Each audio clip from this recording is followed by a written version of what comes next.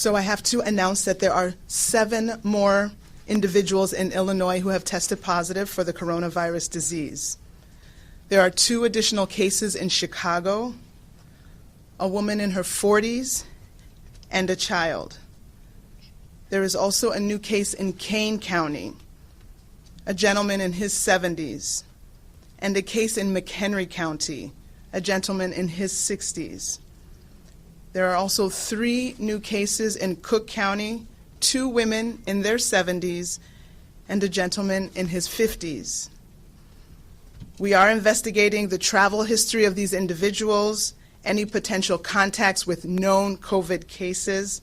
Public health officials from their respective jurisdictions will identify and contact all people who are considered close contacts of these identified cases. While older adults appear to be suffering more severe illness, the young child in Chicago is a reminder that anyone can be infected with this virus. Again, each new case involves monitoring and following up with the individual so that we can ensure that they receive the health care that they need. But it also means from that one case that dozens, if not hundreds, of additional close contacts will need to be identified, contacted, and have their information gathered and be monitored. I understand that there is a high demand for information and we want to provide as much information as possible, but our top priority remains actually investigating the cases, as well as protecting each of these patients' confidentiality. Other states with increased cases, Washington, New York, California, they are all focused on their investigative efforts. And sometimes we can put out the number of cases and maybe the county that they reside in. Others do give the age range. We try to give the age range.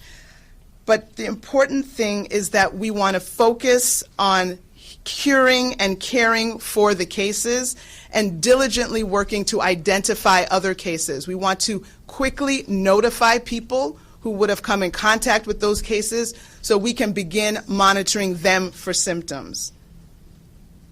Reports of suspected cases are inevitable, especially when we see more spread.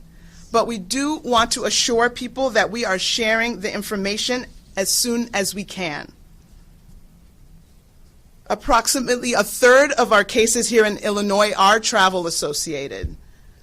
About half are related to a contact with a COVID-19 case. And the remaining cases are not as clear and could be the result of community spread.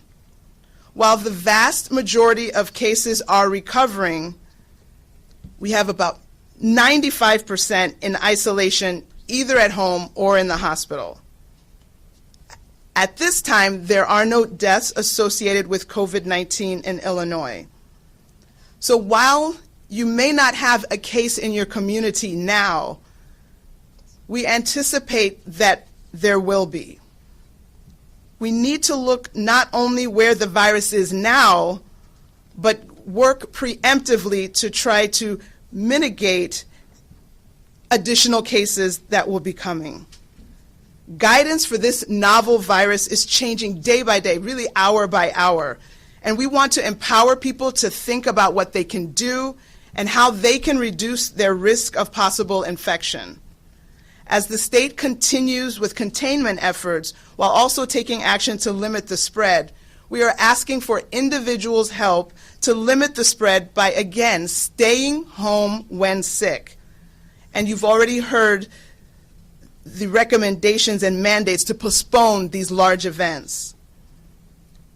As you have heard, if you have general questions about COVID-19, please call our 24-hour hotline at 1-800-889-3931.